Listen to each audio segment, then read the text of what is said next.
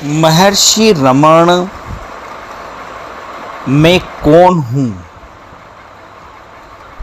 इसकी चर्चा करते हुए कहते हैं कि अक्षय आनंद की स्थिति प्राप्त करने के लिए मनुष्य को मैं कौन हूँ इसकी खोज करते हुए अपने वास्तविक स्वरूप की छानबीन करना चाहिए और उसे समझना चाहिए कि जाना और आना जैसे कर्म केवल शरीर के हैं।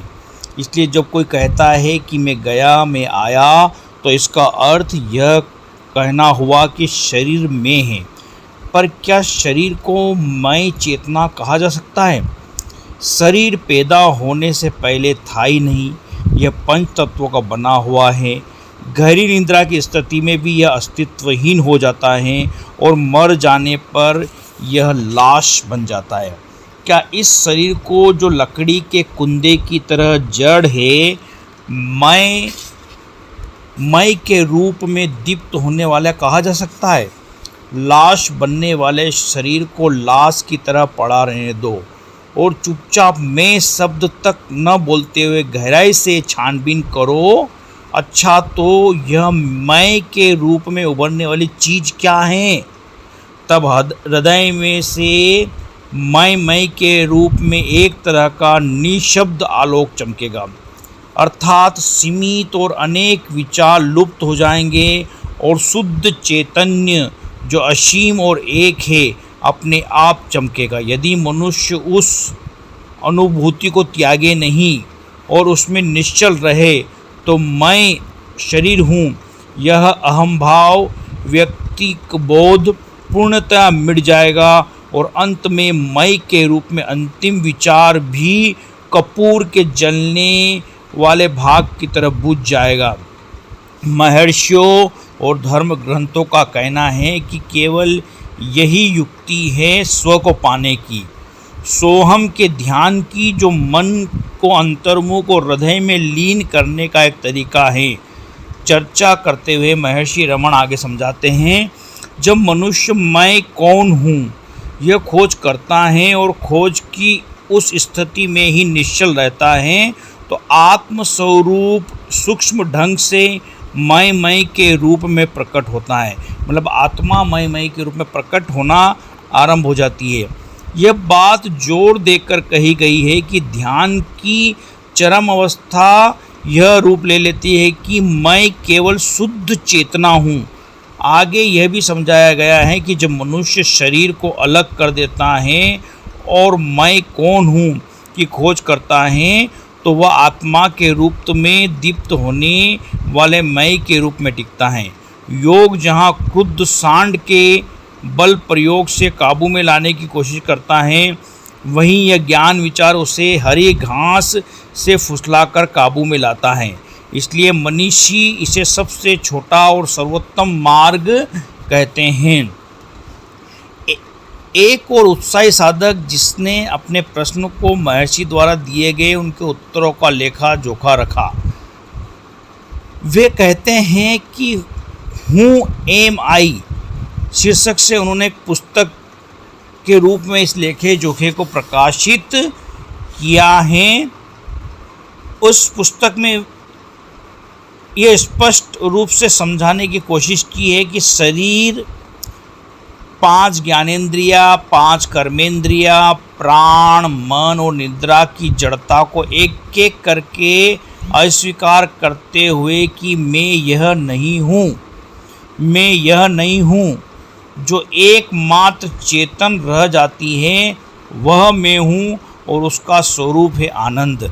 कहने का तात्पर्य यह है कि आप शरीर से 5 ज्ञानेंद्रियों को हटाएं, 5 कर्मेंद्रियों को हटाएं, प्राण, मन और निद्रा की जड़ता को एक एक करके हटाएं, और जब अंत में एक मैं बचेगा वह शुद्ध चेतन के रूप में बचेगा। विचारों से अलग कोई मन नहीं है, इसलिए विचार ही मन का उपादान है। हमारी धारणाओं से अलग जगत नाम की कोई स्वतंत्र सत्ता नहीं है। जागृत अवस्था में और स्वप्नावस्था में विचार होते हैं और एक जगत भी होता है। जिस तरह मकड़ी अपने जाले के तार को अपने में से ही फेंकती हैं और अपने में ही समेट लेती है, उसी तरह मन भी जगत को अपने में से ही फेंकता है और फिर अपने में ही घोल लेता है। मन जब आत्मा से बाहर आता है तो जगत प्रतीक होता है। यदि कोई लगातार मन के स्वरूप की खोज करता रहे तो मन समाप्त हो जाएगा और आत्मा ही शेष रहेगी। किसी स्थूल चीज का सहारा लिए बिना मन कभी रह ही नहीं सकता, वह अकेला नहीं रह सकता। मन को ही सूक्ष्म शरीर या जीव कहा गया है। मन में जितने भी विचार उठते हैं उनमें सबसे पहला विचार है मैं, उसके बाद के अन्य विचार उठते हैं। उत्तम पुरुष सर्वनाम के प्रकट होने, उत्तम पुरुष सर्वनाम यानी कि मैं, मुझे, मेरा, मेरे, ये उत्तम पुरुष सर्वनाम है के बाद ही मध्यम पुरुष जो कि सुनने वाला है, तू, तुझे, तेरा, तेरे के भाव उत्पन्न होते हैं और उसके अंत में अन्य पुरुष सर्वनाम प्रकट होता है, जिसमें जो सुनने और बोलने वाले से अलग होता है उसके लिए हम वह, उन्हें, उसका, उनका उपयोग करते हैं। मन को निश्चल करने का उपाय मैं कौन हूँ की खोज है। मैं कौन हूँ ये विचार अन्य सब विचारों को नष्ट कर देगा और चिता को चेताने वाली लकड़ी की तरह अंत में स्वयं भी नष्ट हो जाएगा। तब आत्मज्ञान जागेगा। जब अन्य विचार मन में उठे तो मनुष्य को उनके पीछे बहना नहीं चाहिए, बल्कि छानबीन करनी चाहिए कि ये विचार किसके हैं। इसमें कोई फर्क नहीं पड़ता कि कितने विचार मन में उठते हैं। हर विचार के उठने पर पूरी कोशिश से यह छानबीन करनी चाहिए कि यह विचार किसका है। उत्तर होगा मेरा। उस पर यदि कोई छानबीन करे कि मैं कौन हूँ तो मन अपने मूल स्रोत पर वापस आ जाएगा और विचार लुप्त हो जाएगा। इस तरह बार बार के अभ्यास से मन अपने मूल स्रोत में ही रहना सीख लेगा। मन जो सूक्ष्म है, जब बुद्धि और इंद्रियों के रास्ते बाहर आता है तो स्थूल नाम और रूप प्रकट होता है। जब यह हृदय में रहता है तो नाम और रूप लुप्त हो जाता है।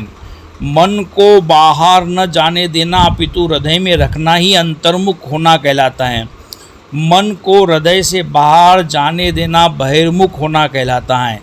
इस तरह जब मन हृदय में रहेगा तो सभी विचारों का मूल विचार मैं समाप्त हो जाएगा और सदा रहने वाली आत्मा दीप्त होगी। मनुष्य जो कुछ भी करे मैं के अहम भाव के बिना करना चाहिए।